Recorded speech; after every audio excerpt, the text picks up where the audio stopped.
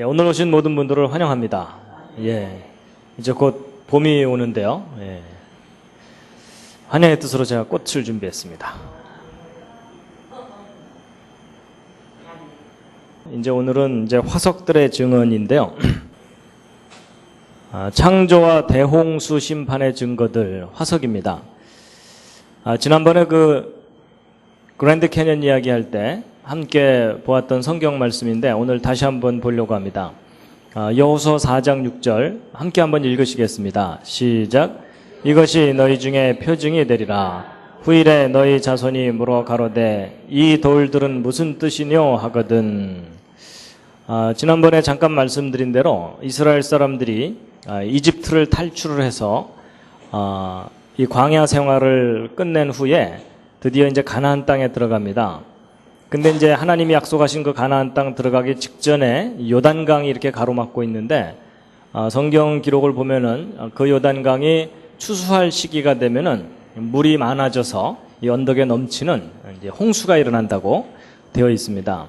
근데 이제 한두 사람이 아니라 뭐 거의 한 200만 명 정도 되는 사람들이 홍수가 난 강을 건너가야 되기 때문에 도저히 현실적으로 건너갈 수가 없는 상황인데 이제 그때 하나님께서 이스라엘 사람들에게 큰 기적을 또 베푸셨는데 그것이 이제 흐르던 요단 강물이 딱 그치고 마른 땅이 드러나서 이스라엘 민족이 무사히 건너간 그런 사건이 성경에 기록되어 있습니다.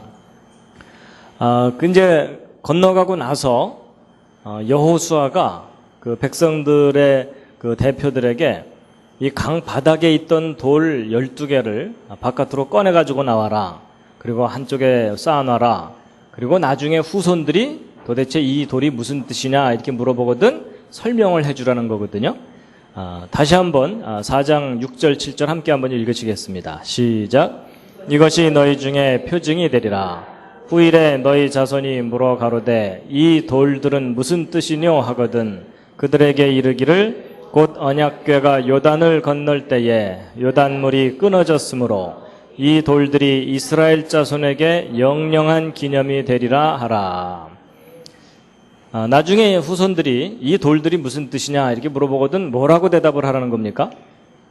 가장 중요한 요점이 하나님이 하신 일에 대한 증거다라고 가르쳐 주라는 겁니다. 그래서 이제 이 말씀을 이제 화석에 대해서도 똑같이 한번 적용을 해보면은요, 함께 한번 읽어보시겠습니다. 시작. 후일에 너희 자손이 물어 가로되 이 화석들은 무슨 뜻이뇨 하거든 뭐라고 대답을 해야 되는 겁니까? 예, 가장 중요한 요점은 이건 하나님이 하신 일들에 대한 증거다라고 가르쳐 주라는 거예요. 근데 좀 더 구체적으로는 이 화석들이 무슨 뜻이냐면 창세기 1장 25절을 보면 하나님이 이 생명체들을 종류대로 따로따로 만드셨다는 내용이 나오거든요. 그래서 이 화석들의 그 첫 번째 그 뜻이 뭐냐면 종류대로 창조하신 증거라는 겁니다. 그래서 함께 한번 1장 25절 읽으시겠습니다. 시작. 하나님이 땅의 짐승을 그 종류대로 육축을 그 종류대로 땅에 기는 모든 것을 그 종류대로 만드시니 하나님의 보시기에 좋았더라. 그리고 이제 이 화석에 대한 두 번째 의미가 뭐냐면 대홍수 심판입니다. 하나님께서 아름답게 창조하셨던 이 모든 생명체들이 육지 동물들과 식물들이 이 대홍수 때 다 휩쓸려서 파괴됩니다. 그래서 창세기 6장 그 7장에 있는 말씀들 17절과 21절 함께 한번 읽으시겠습니다. 시작. 내가 홍수를 땅에 일으켜 무릇 생명의 기식 있는 육체를 천하에서 멸절하리니 땅에 있는 자가 다 죽으리라. 땅 위에 움직이는 생물이 다 죽었으니 곧 새와 육축과 들짐승과 땅에 기는 모든 것과 모든 사람이라. 그래서 이 화석들이 우리에게 가르쳐준 두 번째 중요한 것은 하나님이 이 세상을 물로 심판하신 것에 대한 증거라는 겁니다. 그래서 이제 오늘 이 화석에 대해서 좀 집중 연구를 해볼 텐데요. 화석은 이 한자 말로는 돌처럼 변화된 것이다 이런 뜻이고 영어로는 fossil이라고 되어 있는데요. 여러분 어떤 생명체가 남긴 흔적들을 말합니다. 그래서 이 물고기 화석 물고기가 살았던 흔적을 그대로 나타내주고 있고, 또 이런 공룡 발자국 같은 것들도 이제 생명체들이 남긴, 생활하다가 남긴 흔적들도 다 넓은 의미로 화석이라고 합니다. 근데 이 화석은요, 왜 중요하냐면, 화석은 과거에 살았던 생명체들이 어떤 모습이었는지를 직접 확인할 수 있는 증거입니다. 그렇죠? 그렇기 때문에 이 과거에 살았던 생명체가 오늘날 살고 있는 생명체들과 똑같다. 그러면 변하지 않은 거죠. 변하지 않은 거라면 하나님이 맨 처음 창조하신 모습 그대로란 얘기거든요. 그러니까 창조론의 주장이 옳다는 것을 뒷받침해 주는 겁니다. 근데 이제 그 반대로 이 과거에 살았던 생명체들이 오늘날 살고 있는 생명체들과 많이 다르다. 그러면 변한 증거죠. 그럼 변했다는 얘기는 진화론이 더 타당하다는 것을 나타내 주는 겁니다. 그러니까 창조냐 진화냐 이것을 가장 분명하게 확인할 수 있는 증거가 화석입니다. 그래서 오늘 이제 과거에 살았던 생명체들이 어떤 모습이었는지를 이제 함께 확인해 보실 텐데요. 변해온 증거다라고 하는 것이 진화론의 주장이고, 변하지 않은 증거다라는 것이 창조론의 주장입니다. 화석은요, 기본적으로 대개 퇴적암 속에서 발견됩니다. 퇴적암이라는 것은 어디서부턴가 옮겨와서 쌓인 거거든요. 이제 그 속에 이제 생명체들이 함께 파묻혀서 이제 화석으로 남게 되는 것인데요. 그래서 이제 이런 것들이 화석을 발굴하는 장면들입니다. 근데 여러분, 기본적으로요, 화석은 꽤 비쌉니다. 수석보다 더 비싼 게 화석입니다. 주말마다 여기저기 파보시기 바랍니다. 그래서 괜찮은 화석 하나 발견하면 뭐 몇백만 원, 몇천만 원, 또 경우에 따라는 몇억 원이 될 수도 있습니다. 자, 그러면 이제 화석은 어떻게 만들어지는 것이냐? 이제 제가 화석이 비싸다 그러니까 어떤 분이 이 캐러 다니기는 좀 힘들고 내가 한번 만들어 보자. 이래가지고 앞마당을 포크레인으로 확 판 다음에 거다가 시장에서 동태, 명태 이런 거 다 사다가 파묻어 놓으면 나중에 10년, 20년 지난 후에 파보면은 거기 화석이 돼 있을까요? 경험상 그렇지 않죠? 파보면 어떻게 돼 있을까요? 되게 썩어서 없어져 버립니다. 그렇죠?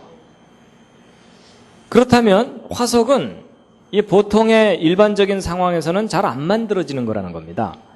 그래서요, 어떤 물고기나 이런 것이 죽은 다음에 화석으로 남으려면 도대체 어떤 일이 벌어져야 되느냐 하는 겁니다. 우리들 주변에서 화석들은 쉽게 만들어지지 않습니다. 예를 들어 이런 어떤 물고기가 물속에서 살다가 죽었어요. 죽은 후에 나중에 흙들이 와서 서서히 이렇게 덮게 되면 결국 이것이 오랜 시간 지나면 이렇게 화석으로 될 거냐?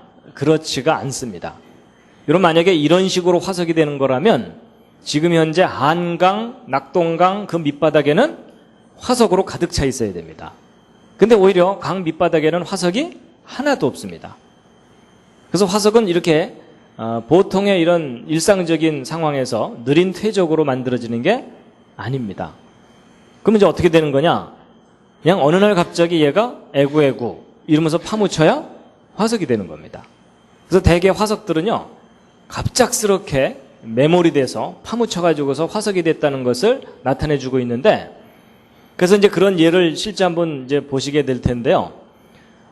보통 어떤 생명체가 파묻힌 다음에 화석이 되지 않는 이유는 썩어버리기 때문이거든요. 우리들 사는 주변에는 이런 미세한 생명체들이 다른 생명체들이 죽고 나면은 곧바로 분해를 일으켜버립니다. 그래서 여기 가운데 보시는 것이 진드기거든요. 우리들 주변에 많이 살고 있습니다. 여러분 이 베개 이 카바 같은 거 안 빨고서 오랫동안 계속 사용하면은 거기에 진드기들이 잔뜩 우글우글 모여 삽니다. 그래서 여러분, 하나님께서 우리 눈을 적당하게 나쁘게 해주신 게 다행이에요. 응? 아침에 옆 사람한테 안녕하셨어요 하고 이렇게 봤는데 콧잔등에 진드기가 한 10마리가 이렇게 모여 있다. 이게 눈에 보인다. 그럼 이게 얼마나 끔찍하겠어요. 그렇죠?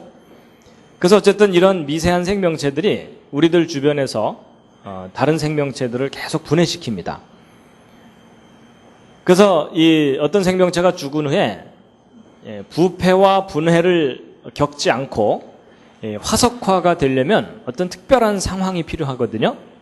그래서 이 화석들은 갑자기 파묻혀서 만들어지는 거다라는 것을 보여주는 증거들이 있는데요. 이런 물고기 화석들을 보면야 이제 이게 도대체 무슨 뜻인지 해석하기가 어렵지만, 예를 들면 이런 게 있습니다. 여러분, 여기 물고기 화석을 잘 보시면 입부분이 좀 이상하죠? 이게 무슨 장면입니까? 큰 물고기가 작은 물고기를 딱 물고서 화석이 되어 있는 겁니다.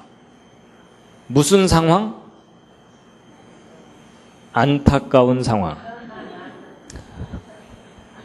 여러분, 삼키지도 못하고 물고만 죽었잖아요. 그렇죠?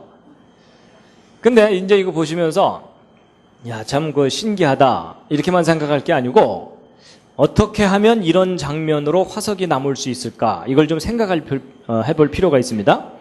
여러분, 보통 물고기가요, 크기가 서로 이 정도 차이가 나면 대개 이 큰 물고기가 작은 물고기를 씹어 먹을까요? 아니면 진공청소기처럼 훅 하고 그냥 한꺼번에 삼켜버릴까요? 대개 저 정도 상황이 되면 그냥 한꺼번에 삼켜버립니다. 그렇죠? 근데 이렇게 입에 물고 있다는 얘기는 일상적인 식사 장면이 아니라는 겁니다. 그렇죠? 그럼 도대체 어떻게 이렇게 남겠느냐?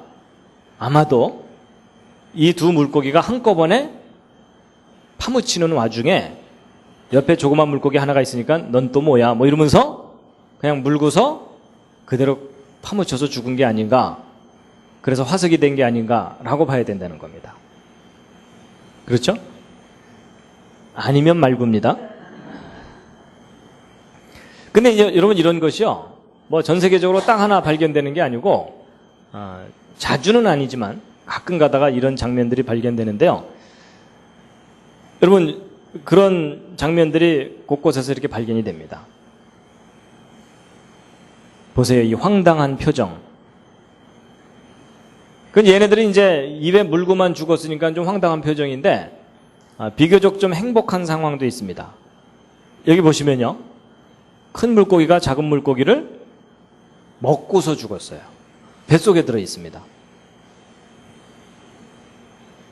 보통 이제 이렇게 먹고 나면은 이 소화액이 분비되면서 짧은 시간 내에 분해가 일어나거든요.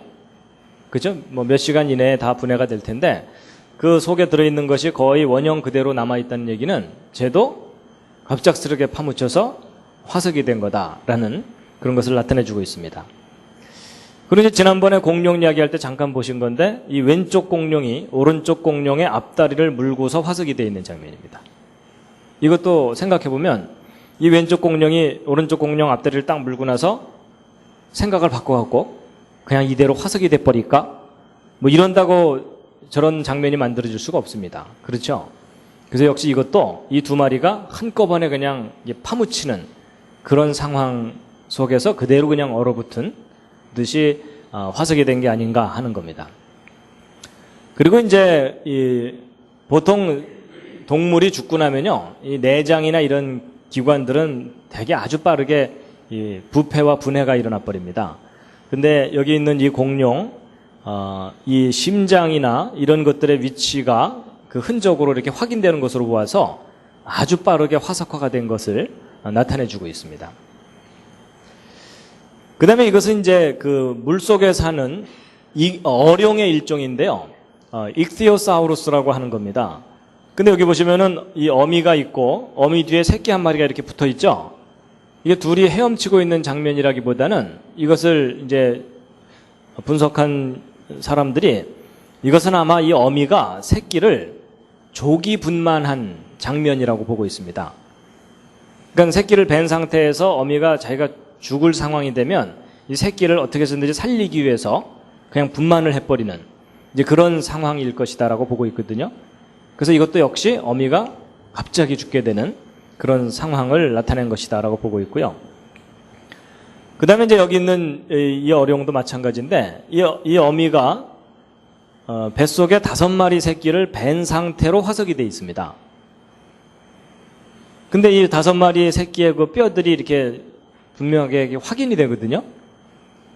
그래서 보통 이제 이 태아 같은 것들은 비교적 빨리 부패되고 이러는데 그것이 선명하게 저렇게 남아있는 것으로 보아서 이것도 갑작스럽게 파묻힌 후에 빠르게 화석화가 된 것을 보여주고 있다는 겁니다. 그리고 이제 이건 육지동물인데 배에 그 쌍태가 있습니다. 새끼를 2마리 벤 상태에서 그대로 이제 화석이 되어 있는데 비교적 아주 생생하게 남아 있고요. 그 다음에 여러분 그 잠자리, 보통 이 잠자리가 죽고 나면 개미들이 이 시체 뜯어가기 바쁩니다. 그렇죠? 예, 그래서 보통 이런 것들이 죽고 나면 그 원형이 그대로 남아있는다는 것이 어렵거든요. 그런데 이 잠자리가 이게 아주 선명하게 원형 그대로 화석으로 남아있는 것도 죽은 후에 그냥 노출된 게 아니라 그냥 파묻혀서 그대로 보존됐기 때문에 화석이 된 것이다 라는 겁니다. 그리고 이제 해파리도요, 여러분 바닷가에 가서 이렇게 보시면 해파리가 얼마나 연하고 묵처럼 쉽게 상할 수밖에 없는 그런 조직을 가지고 있거든요. 그런데도 해파리도 이렇게 선명하게 화석으로 남아있는 경우가 있습니다. 보통 다른 갈매기나 이런 것들이 그 죽은 것을 뭐 먹어버리거나 이렇게 되는데 이렇게 선명하게 남아있는 걸로 보아서 이것도 갑자기 파묻혀서 화석이 된 거라는 겁니다. 그 다음에 이제 새우 같은 것들도요, 가만히 보시면 세밀하게 보면은 아주 정교한 이 구조들을 가지고 있거든요. 근데 이런 새우들이 죽고 나면은 다른 생명체들이 먹어버리거나 아니면 그냥 분해돼서 너덜너덜해져 버리는데, 근데 원형 그대로 이렇게 새우들이 화석으로 남아있는 것도 그냥 그대로 고스란히 파묻혀가지고 화석이 된 것이다라는 겁니다. 그리고 이제 보통 그 덩치가 큰 이런 동물 같은 경우들은요, 조금 전에 보여드렸던 장면들은 비교적 원형이 잘 보존된 경우고, 대부분 이 덩치가 큰 동물들의 화석 같은 경우는 심하게 뒤틀려 있거나 부서져 있거나 이 파손된 상태로 화석으로 발견됩니다. 그 얘기는 얘네들이 죽은 다음에 그냥 가만히 이렇게 있는 상태에서 서서히 흙이 와서 쌓여서 화석이 된 게 아니란 얘기입니다. 어떤 큰 압력에 의해서 심한 충격을 받았거나 이제 그래가지고 부서진 그런 경우라고 볼 수 있는데요. 심지어 이런 경우도 있습니다. 물고기 화석인데요. 여러분 얘가 살았을 때 전공이 발레가 아닙니다. 너무나 심하게 휘어져 있죠. 그것은 자기 스스로 저렇게 휘어진 게 아니라 외부에서 어떤 큰 힘에 의해서 짓눌리듯이 파묻혔기 때문에 저와 같은 형태로 화석이 남아있을 것이다 라는 겁니다. 그 다음에 이제 화석의 또 다른 특징이 뭐냐면요, 대규모로 집단적으로 화석이 발견된 경우가 많다는 겁니다. 그래서 미국 네브라스카 지방에 가면 9천여 마리 정도 되는 콧불소, 낙타, 멧돼지 이런 큰 동물들이 한꺼번에 막 뒤엉켜서 집단적으로 화석으로 발견됩니다. 그럼 얘네들이 혹시 죽기 전에 반상회를 했을까요? 우린 죽을 때 항상 거기 가서 죽자 뭐 이러면서 이제 그게 아니라는 겁니다. 서로 다른 종류의 동물들이 한꺼번에 뒤엉켜서 집단적으로 화석으로 발견된다는 얘기는 저것들을 한꺼번에 휩쓸어다가 한 군데다가 파묻어 놓을 정도의 큰 격변이 있었다는 겁니다. 아까부터 자꾸 무슨 사건이 떠오르십니까? 대홍수와 같은 엄청난 사건이 이 화석을 만드는데 결정적으로 기여했다는 겁니다. 그 다음에 이제 이 박물관이나 이런 데 가보면은요, 이제 일반 사람들은 이게 박물관에 가서 이렇게 화석을 구경하면서 저건 고사리다, 저건 조개 화석이다 이러면서 종류만 이렇게 대충 구별하고 이제 지나가 버리거든요. 근데 잘 보세요. 이런 고사리들 화석을 잘 보면은요, 잎이 활짝 펼쳐진 상태로 발견되는 경우가 많습니다. 이게 무슨 말이냐면 보통 여러분이 고사리가 살고 있다가 흙에 서서히 파묻히게 되면 파묻히는 도중에 시들어 버리거든요. 그러면 그 잎이 오그라들어 버리겠죠. 그래서 만약에 이게 오랜 세월 동안 서서히 파묻힌 거라면 오늘날 전 지구상에서 발견되는 대부분의 고사리 화석은 잎이 오므라든 상태에서 발견돼야 됩니다. 그렇죠. 시들은 상태에서 파묻혀 갖고. 근데 화석으로 발견되는 이 고사리 같은 것들이 잎을 활짝 펼친 상태로 발견되는 경우가 대부분입니다. 갑작스럽게 파묻혔다는 거겠죠. 그리고 이제 이것은 암모나이트인데요. 조개 종류입니다. 암몬조개라 그래가지고. 그래서 이 암몬조개가 다양한 형태로 발견되는데 작은 건 요만하고요. 큰 거는 이만합니다. 여러분 이거 하나 잡으면 동네 잔치할 수 있습니다. 그렇죠? 예. 근데 이제 이런 암몬조개나 이런 것들의 화석을 발견했을 때 어떤 특징이 있냐면, 여러분 보통 그 바닷가에 놀러 가보시면 알지만 쟤네들이 죽고 난 다음에 그 껍질이 그냥 굴러다니다 보면은 뭐 따개비 같은 게 달라붙고, 그리고 다른 생명체들이 거기에 막 구멍을 뚫고 또 뭐 이렇게 파도에 부서져서 이렇게 너덜너덜해지고 이러잖아요. 그러니까 만약에 이런 암모나이트 조개 같은 것들도 그냥 정상적인 상태에서 죽어서 세월에 이게 흔적이 남아있는 거라면 그 표면에 막 따개비도 달라붙고 부서진 상태로 대부분의 화석들이 발견돼야 되거든요. 근데 이런 암몬조개 화석들을 이렇게 발견해 보면은 표면 상태가 비교적 깨끗합니다. 무슨 말인지 아시겠죠? 살아있는 상태에서 그대로 매몰되어서 화석이 됐다는 겁니다. 근데 예전엔 이런 생각 전혀 안 해보셨죠? 누가 그렇게 가르쳐주지를 않으니까 그러는 겁니다. 그 다음에 이제 화석 중에 가장 많은 분량으로 발견되는 것이 조개 화석입니다. 왜냐하면 조개 껍데기는 썩질 않잖아요. 그래서 이제 전 세계 곳곳에서 이런 조개 화석들이 이렇게 발견이 되는데요. 이런 조개 화석들이 발견될 때에 뚜렷한 특징이 하나 있습니다. 무슨 특징이 있겠습니까? 이 화석들을 보시면서 한번,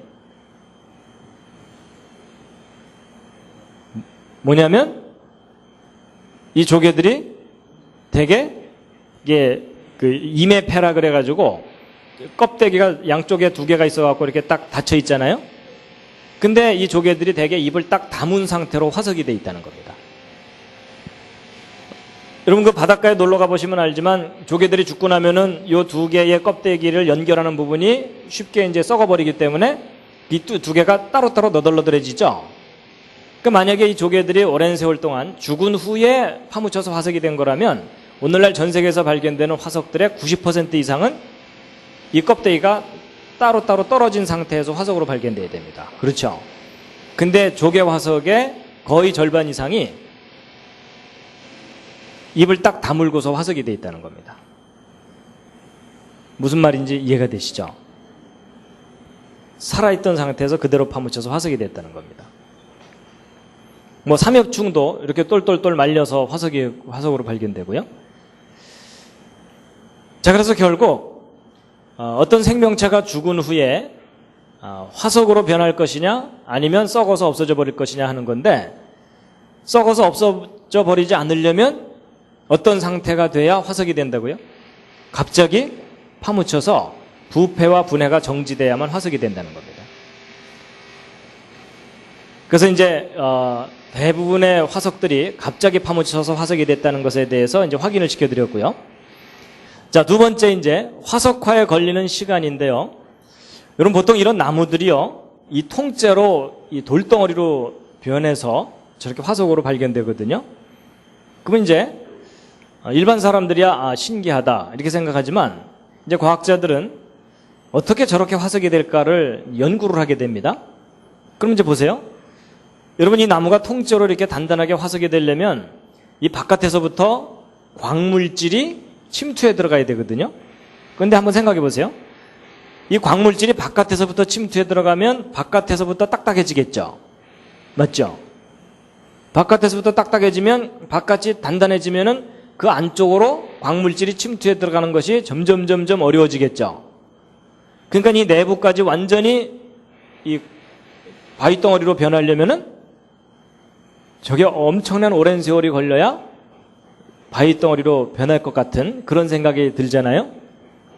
그렇죠. 그래서 보통 이제 그렇기 때문에 이런 나무들이 통째로 화석이 되는 데는 뭐 적어도 수만 년, 수십만 년 이상의 세월이 걸릴 거다. 이렇게 이제 생각을 하고 해석들을 합니다. 그래서 물고기들도 역시 그 화석으로 변하려면 굉장히 오랜 시간이 걸릴 거라고 생각하는데요. 여러분 그 생물학적 시간이라는 표현이 있고 지질학적 시간이라는 표현이 있습니다. 이 생물학적 시간이라는 건 뭐냐면 어떤 생명체가 태어나서 죽을 때까지 정도의 시간을 말합니다. 뭐 사람의 경우는 몇십 년, 100년 이내겠죠? 그 다음에 이제 지질학적 시간이라는 건 뭐냐면 진화론에서 주장하는 그 지질학인데요. 여러분 보통 막 지질학 얘기할 때는 뭐 몇백만 년, 몇천만 년, 몇억 년 이런 얘기 하죠? 그 정도의 긴 시간을 이제 지질학적 시간이라고 표현을 합니다. 근데 여러분 어떤 생명체가 죽은 다음에 그것이 화석으로 변하려면 생물학적 시간이 걸리겠습니까? 지질학적 시간이 필요하겠습니까? 보통 학교에서 배울 때는 생물학적 시간 내에서는 화석이 잘 안 만들어지고 정말 뭐 몇만 년 정도 걸리면서 서서히 화석이 될 거다 이렇게 배우게 되는데 이제 그게 사람들의 오해입니다. 화석으로 변하는 데는요 생물학적 시간 내에서 충분합니다. 그래서 이제 그 증거들을 보여드리면요, 여러분 뉴질랜드의 이 북쪽 섬에 타라웨라라는 화산이 지금부터 100년 전쯤 폭발을 했습니다. 그래서 이게 이제 폭발 후의 모습이거든요. 그래서 여기 뭐 한 곳에서 터진 게 아니라 여러 군데서 바바바방 이렇게 터져가지고서 화산 폭발이 일어났었는데 그 화산 폭발로 인해서 원주민들의 집이 화산재의 절반 이상이 이렇게 파묻히고 그 다음에 막 가옥들이 부서지고 뭐 이렇게 이제 큰 피해를 입게 되었는데 그때 이제 화산재에 뒤덮인 마을이 이렇게 관광지로 개발이 되어 있습니다. 그래서 사람들이 구경도 가고 뭐 이렇게 되는데 그런데 이제 그때 이제 선교원 건물도 이렇게 부서지고 그랬는데 이 화산이 폭발한 후에 한 30년쯤 지나서 이 화산 폭발한 지역을 조사하다가 뭐가 발견됐냐면 햄덩어리가 화석이 되어 있는 게 발견됐어요. 그리고 모자가 화석이 되어 있는 게 발견되고 햄덩어리 잘 관리하시기 바랍니다. 여러분 이런 것들이 화석이 되려면 몇만 년 걸리는 게 아니고 몇십 년 이내에 화석이 된 게 확인되는 겁니다. 그 다음에 이제 영국의 크나레스보로라고 하는 곳이 있는데 여기 사람들이 이렇게 잔뜩 뭔가를 이렇게 구경하고 있죠. 몰려들어서. 이게 뭐냐면 이제 위에서 물이 뚝뚝뚝 떨어지고 있는데 이제 뭘 보고 있는 거냐면 요 물이 뚝뚝 떨어지는 곳에다가 뭐 곰인형 뭐 그 밖에 이렇게 잡다한 것들을 이렇게 매달아 놨어요. 근데 여기다가 곰인형을 이렇게 매달아 놓으면 반년도 안 돼서 완전히 돌덩어리가 돼버립니다. 그래서 왜냐하면 이제 여기 흘러내리는 이 물 속에 광물질이 포함되어 있기 때문에 이 방해석이라고 하는 광물질이 포함되어 있어갖고 그게 자꾸 스며들어가지고서 저 곰인형을 돌덩어리로 만들어 놓는 겁니다. 그래서 여러분 혹시 마음에 안 드시는 분이 계시면 저기다가 매달아 놓으면 얼마 지나서 가보면은 이제 돌이 돼 있을 겁니다. 그럼 더 이상 말썽을 부리지 않을 겁니다. 그 다음에 이것은 이제 미국 서부 텍사스에서 발견된 건데요. 카우보이 장화입니다. 이 장화가 1980년에 발견됐는데 이 장화 속에 사람 다리뼈가 들어있어요. 그러니까 아마도 장화를 신은 채로 죽은 거겠죠? 근데 이 다리뼈가 화석이 돼 있는 거예요. 그래서 도대체 이 장화를 언제 만든 거냐 그래가지고 이 수소문을 해보았더니 1950년대에 수제품으로 만든 신발이라는 것이 확인이 됐어요. 이걸 만든 회사는 1936년에 설립된 회사고. 그러니까 이 신발 만든 지 30년도 안 돼서 그 신발 만든, 신발 신은 사람의 다리뼈가 화석이 되어 있는 게 발견된 거예요. 그러니까 다리뼈가 화석이 되는데 몇십 년 이내에 충분하다는 겁니다. 그 다음에 이제 아까 언뜻 보셨던 그 나무가 통째로 화석이 된 것인데요. 여러분 이런 걸 보통 규화목이라고 합니다. 그 규소라고 하는 그 원소가 이제 모래 이론 속에 많이 들어있거든요. 그래서 이 규소가 나무 속에 침투해 들어가서 완전히 돌덩어리처럼 돼버린 이제 그런 나무를 규화목이라고 하고 영어로는 petrified wood라고 하는데요. 여러분 이런 규화목들 보시면은 야, 이렇게 큰 나무가 통째로 완전히 돌덩어리처럼 변하려면 무지 오랜 세월이 걸렸겠다 이렇게 생각이 되실 텐데, 그래가지고 이 미국 워싱턴의 그 스미소니언 자연사 박물관, 거기에 이 규화목이 이렇게 야외에 이렇게 전시돼 있어요. 그 건물 앞에. 근데 요 밑에 설명을 읽어보면 지금부터 2억 년 전 나무가 화석이 된 거다 이런 식으로 해놨어요. 그러니까 2억 년 전에 만들어지기도 했거니와 이게 통째로 돌덩어리로 변하려면 무지 오랜 세월이 걸렸을 거다 이렇게 이제 사람들에게 가르치는 그런 이제 화석이거든요. 근데 이제 보세요. 여러분 호주에서 발견된 건데 사람들이 만들어 놓은 물레방아가 통째로 돌덩어리가 돼버린 거예요.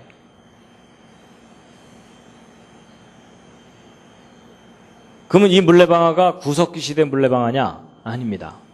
이 물레방아는 만든 지 100년이 안 된 물레방아예요. 근데 사람들이 여기서 살다가 이제 떠났겠죠? 떠나고 나서 여기서 계속 흘러내리는 이 물이 그 속에 이제 암석 성분이 들어있으니까는 이 나무들을 완전히 점점 돌덩어리로 만들어버린 거예요. 그래서 이제 이 물레방아가 통째로 화석이 됐기 때문에 이것을 이제 호주에서 발행되는 창조론 관련 잡지가 있거든요. 거기에다가 이 사진과 함께 기사를 실었더니 어느 독자가 편지를 보내왔어요. 자기가 찍은 사진과 함께. 그래서 이제 사진, 이 기사, 편지 내용이 뭐냐면 자기도 1978년에 여기를 방문했었다는 거예요. 그러니까 이 최근에 요 사진 찍기 15년 전에 방문을 해가지고 자기도 신기해갖고 기념 사진을 찍은 거라는 거예요. 근데 15년 전에 자기가 찍은 사진하고 최근에 찍은 사진을 비교를 해봤더니 물레방아 한두 칸이 화석화가 더 진행된 것을 알 수 있다. 뭐 이런 내용의 편지예요. 그러니까 화석화는 지금도 계속 진행되고 있어요. 근데 어쨌든 이 물레방아가 통째로 화석이 되는데 100년도 채 안 걸린 거라는 겁니다.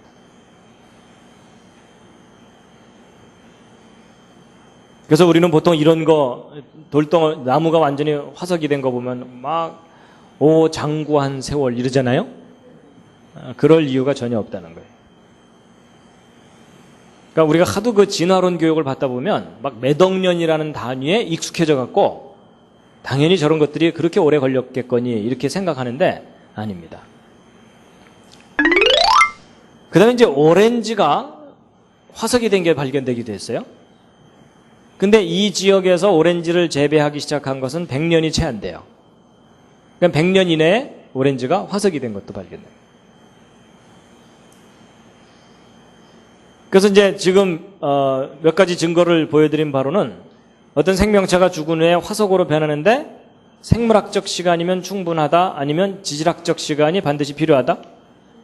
생물학적 시간 내에서 충분히 화석이 될 수 있다입니다. 아까 그 쭉 확인시켜드린 두 가지 기억나시나요?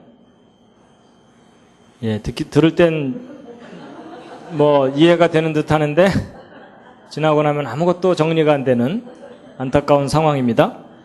첫 번째는 어떤 생명체가 화석이 되려면 갑작스럽게 파묻혀서 화석이 되는 거라는 것에 대한 여러 가지 증거들을 보여드린 거고, 두 번째는 그렇게 파묻힌 후에 그것이 화석으로 변하는데 무지 오랜 시간이 걸린다? 아니다. 예, 아주 비교적 짧은 시간 내에 얼마든지 화석이 되는 거다라는 것을, 이걸 제가 만약에 말로만 얘기했다 그러면 이제 오늘 다 돌아가시면서 오늘도 되게 우기더라 뭐 이러셨을 거예요. 그렇죠? 근데 아닙니다. 제가 이게 실제 증거들을 다 확인시켜 드리잖아요. 그렇죠? 근데 여러분 조금 전에 보여드린 그런 증거들을 예전에 들어보신 적이 없으시죠? 그렇죠? 자, 그 다음에 이제 세 번째는요, 이제 사람들이 하도 그 진화론 교육을 계속 받다 보면은, 이 진화론에서는 과거에 살던 생명체가 점점점 변해가지고 오늘날 생명체들이 됐다 그러거든요. 그러니까 과거에 살았던 생명체들은 지금 살고 있는 것들과 모습이 많이 다를 거다, 이런 생각을 주로 합니다. 그렇죠? 근데 여러분 실제 화석들을 확인해 보면 절대로 그렇지가 않습니다. 그래서 화석들은 오늘날의 생명체들과 모습이 많이 다른가? 아닙니다. 80% 또는 그 이상이 다 똑같습니다. 그럼 일부 다른 것들이 있는데 그건 뭐냐면 멸종된 것들입니다. 그래서 이제 확인을 이제 해볼 텐데요. 여러분 은행나무 아시죠? 여러분 이 은행 열매 이거 구워 먹으면 꽤 맛있죠? 예, 하나씩 드시기 바랍니다. 예. 입맛이 다셔지죠? 예. 여러분 이런 은행나무 이파리들이 이렇게 화석으로 발견되거든요. 근데 이제 진화론을 주장하는 사람들은 이런 은행나무 잎 화석들을 뭐라 그러냐면 살아있는 화석이라는 표현을 씁니다. 자, 이 살아있는 화석, 영어로는 living fossil인데 저게 이제 왜 저렇게 표현을 하냐면 진화론에 의하면 이 은행나무는 중생대 때에 지구상에 출현했다는 겁니다. 그러니까 지금부터 적어도 1억 년, 2억 년 전쯤에 지구상에 출현했다는 거거든요. 근데 1억 년, 2억 년 전에 출현했던 그 생명체가 지금 현재까지 늠름하게 살아있잖아요. 그렇죠? 그 정도 세월이 지나갔으면 다른 생명체로 진화를 했거나 아니면 멸종돼서 소멸돼야 되는데 1억 년 전, 2억 년 전의 모습 그대로 지금까지 남아있으니까 이 생명체는 굉장히 생명력이 찔기다. 그래서 이미 화석으로만 발견돼야 되는데 지금까지 살아있구나. 그래가지고 살아있는 화석 이런 표현을 쓰는 겁니다. 그래갖고 이 은행나무가 저렇게 오랜 세월 동안 꿋꿋이 버티고 살았다면 생명력이 꽤 질길 테니까 저거 갈아 먹으면 오래 살 거 아니냐. 이래가지고 저 은행나무 잎에서 추출한 것으로 약을 만들어서 한동안 지금도 계속 팔고 있을 텐데요. 혹시 기억나세요? 혈액순환 개선제, 진코민, 기넥신. 옛날에 막 한참 텔레비전에서 선전하던 거 기억나시죠? 바로 그거예요. 그래가지고 이제 이 은행나무가 정말 장구한 세월 동안 이제 살아남아서 살아있는 화석 이렇게 얘기하는데, 그래서 이 생명체들 중에 살아있는 화석이 몇 종류 안 되는 것처럼 그렇게 사람들이 생각하는데 확인해 보면요 다 살아있어요. 그래서 이제 여러분 은행나무가 이게 화석으로 이렇게 발견되는 것들이거든요. 근데 오늘날 똑같은 은행나무 잎들이 확인되죠. 그럼 여러분 1억 년, 2억 년 지나는 세월 동안 변한 거예요? 안 변한 거예요? 안 변했죠. 진화한 거예요? 안 한 거예요? 여러분 우리가 분명히 보는 증거는요 진화하지 않았다예요. 그렇죠? 그랬더니 어떤 분이요 이 1억 년 전에 살았던 은행나무 잎하고 오늘날 살고 있는 은행나무 잎은 모양이 좀 다른데요? 진화한 거 아닌가요? 이러거든요. 그러실까봐 보세요. 똑같죠? 그렇죠?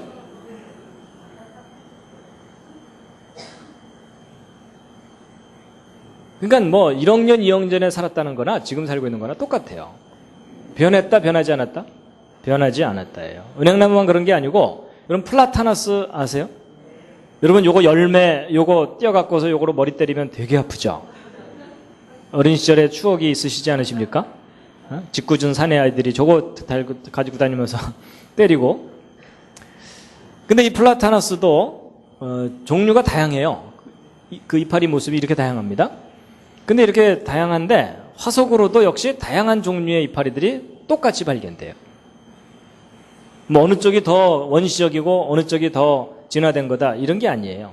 그냥 플라타나스는 그냥 플라타나스예요. 과거나 지금이나.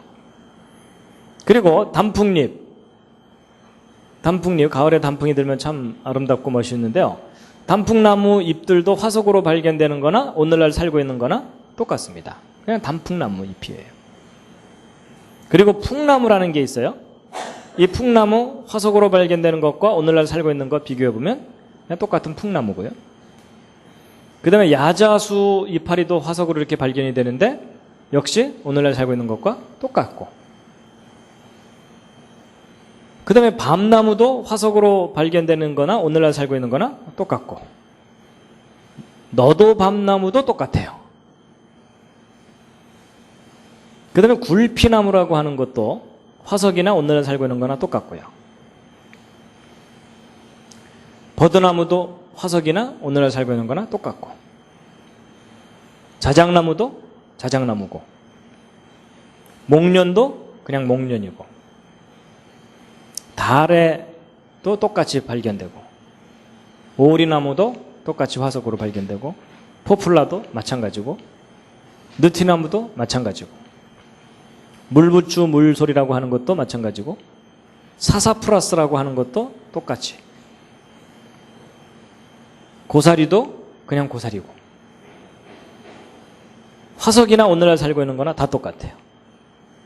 어떤 분들은 색깔이 다른데요 뭐 이러는데 잘 돌봐드려야 됩니다. 그렇죠?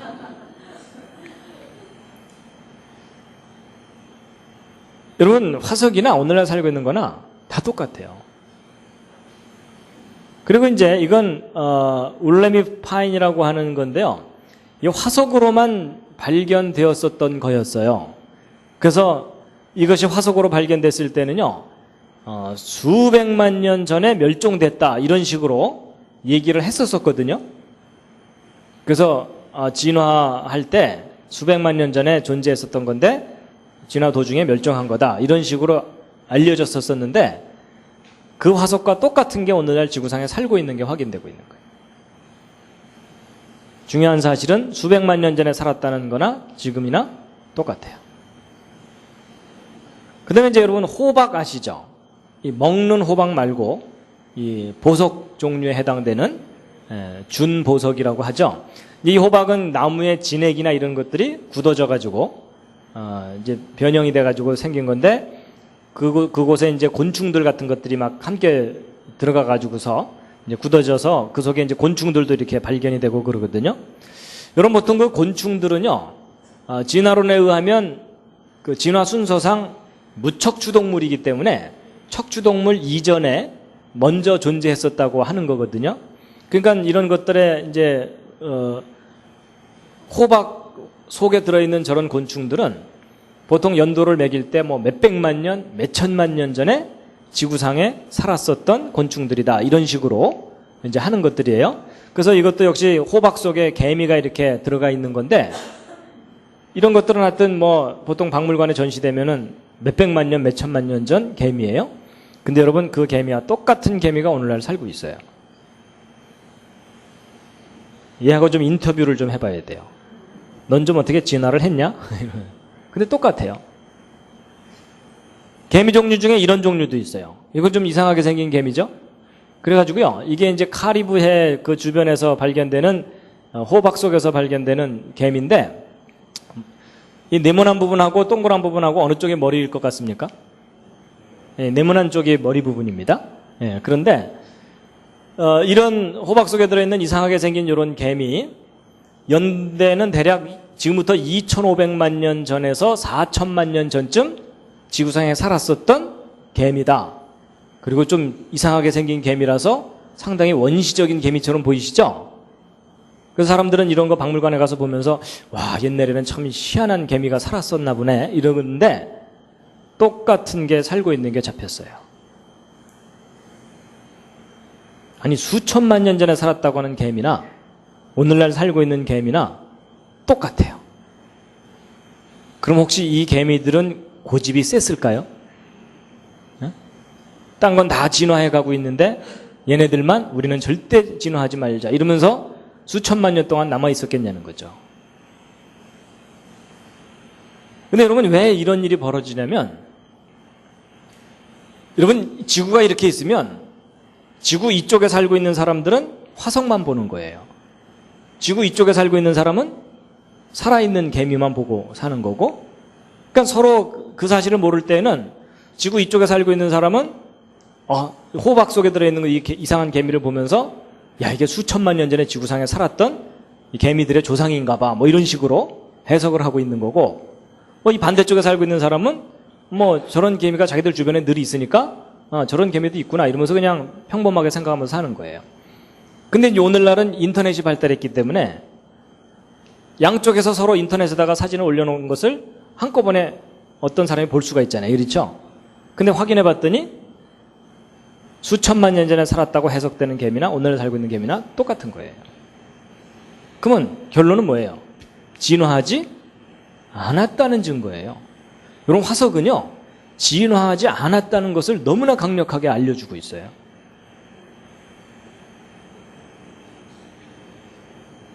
그 밖에도 이제 호박 속에 들어있는 그런 곤충하고 오늘날 살고 있는 것을 이 날개 무늬까지 비교해 보면 똑같아요.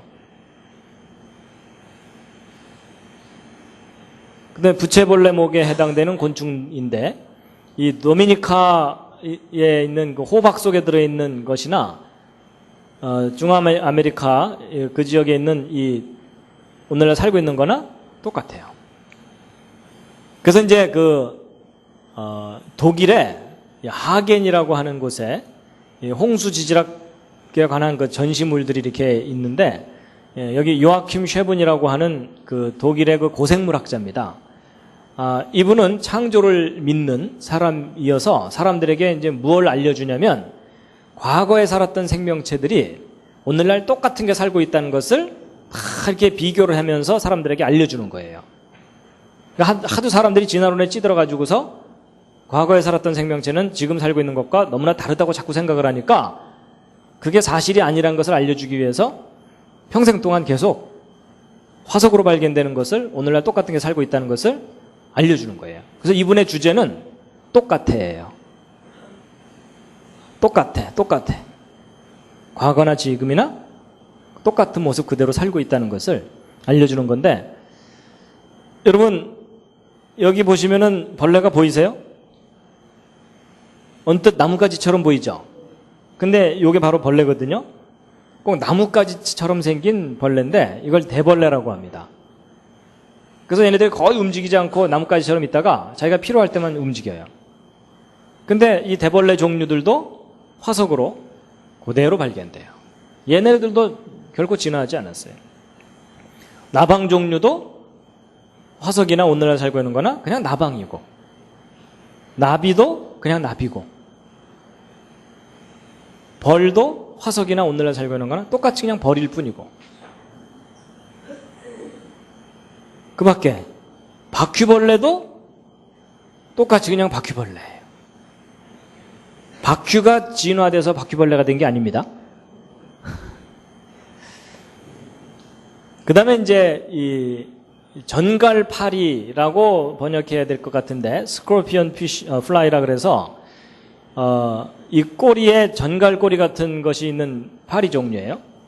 근데 화석으로 똑같은 종류가 그냥 확인이 돼요.